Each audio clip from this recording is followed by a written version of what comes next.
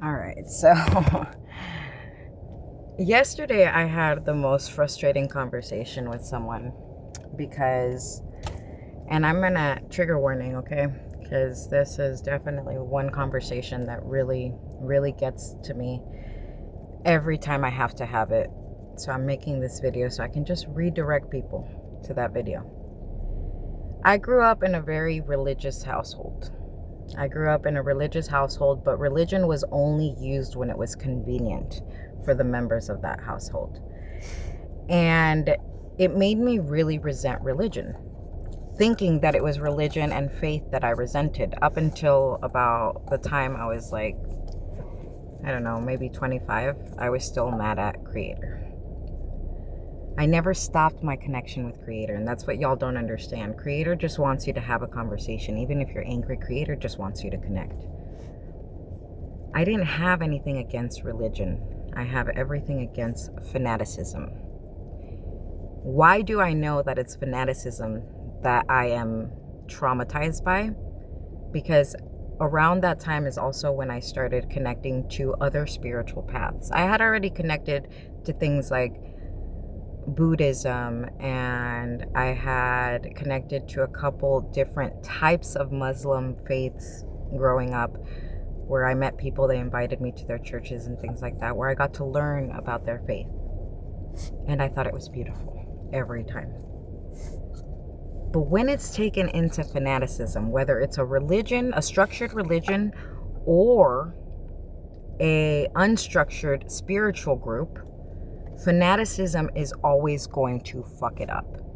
And I'm someone who has always learned, take what you need and leave the rest. Anything that doesn't serve you needs to stay there. Even with religion and talking to pastors and stuff like that, I learned that really early on, that you only take what is for you, what's going to help you grow, not what's going to keep you in the same place. A lot of these fanatics end up wanting to keep you in that same place. Fast forward to people's beliefs on how I believe, because they don't want to have that conversation with me.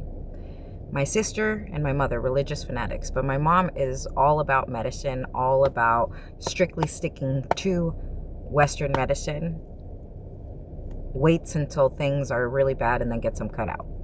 Then you have my sister, who was traumatized by Western medicine, who only wanted to do natural treatments and shit like that. So their kids, oh no, I can't take cough syrup. I can't do this. I can't do that. Dude, if you let your sinuses, when you have sinus problems, get that bad and you don't use an oil, you don't want to use an oil, you don't want to use a fucking sinus thing, and you have asthma or chronic bronchitis, you're going to be triggering those things.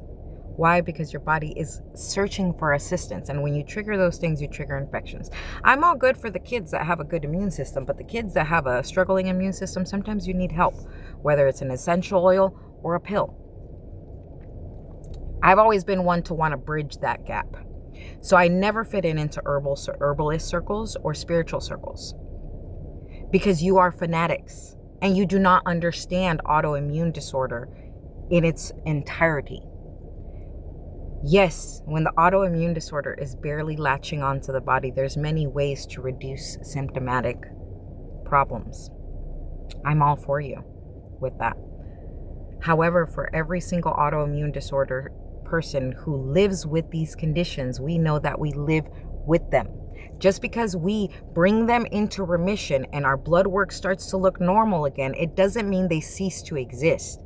If we expose ourselves to that same shit again, it flares up again. That's why we call them flare-ups. Why? Because we are living with these conditions. Yes, we are highly sensitive individuals. And that's why we know that we need to bridge the goddamn gap between Western medicine and ancient medicines. Until they are combined, people who are obsessed solely with Western medicine are always going to continue to overreact when they have a body with autoimmune disorders. And with autoimmune disorders, you have to move very slow. Anything that you overdo will cause a cascade effect. And through my body, I have taught as many doctors as I can to move slowly. And those who have wanted to work with me have worked really well and have learned really well. Those who have not have misjudged me, created biases based solely on limited information, not experience with me, limited information. But as someone who is really, really fighting for her life right now and struggling to do this on my own with what's happening with my brain right now, I get really pissed off when people tell me what I need to be doing. Go back to your natural this. I can't afford it anymore. And the symptoms are out of control. We no longer just need symptom reduction and symptom maintenance. Now we need to bring this flare up back to this point before we can go back on those herbs. This is where Western medicine coupled with ancient medicines works, because no person should be put on autoimmune suppressants for the rest of their life. Maybe organ transplant recipients, I get that, but I honestly believe in some cases that, the body does adapt and stop attacking. And when the flare-up happens, that's when you give the autoimmune suppressants, not all the time. Because when it's all the time, this isn't medical advice. Don't use it as medical advice, because honestly, I understand why they do organ transplants the way it is, but I'm talking about autoimmune disorder on their own. Some autoimmune disorders are more effectively treated if you do it slowly, or if you only give for a certain amount of time until the body bounces back, and only give those medications during flare-up. I am not a fanatic in anything in my life, and I never will be. But if you keep thinking that that's what I am, we will never be able to have a good conversation, because you've already misjudged me before you even spoke to me. And that tension that we feel during that conversation is all because of a biases you have already created and an opinion you've already formed. And we will never be able to have a bridged conversation or a congruent conversation to health if you're constantly trying to trigger a reaction, thinking that I'm just as much of a fanatic as you are. I love you and have a beautiful day.